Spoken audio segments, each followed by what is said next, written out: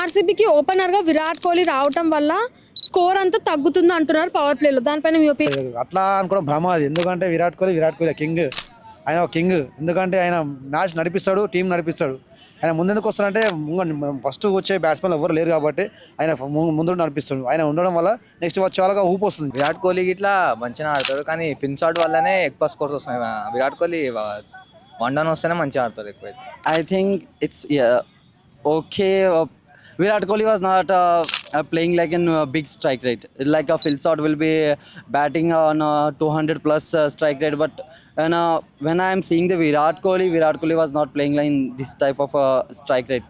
He was always playing like a ball to ball run, like a 10 ball or 15 run.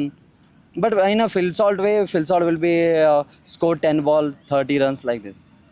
తగ్గుతలేక ఇంకా run rate వేస్తుంది కానీ కొట్టలేకపోతుంది. Full video వచ్చేసి యూట్యూబ్లో ఉంది. YouTube link వచ్చేసి బయోలో ఉంది. వెళ్ళి జాయిన్ అయిపోండి, మొత్తం వీడియో చూడండి.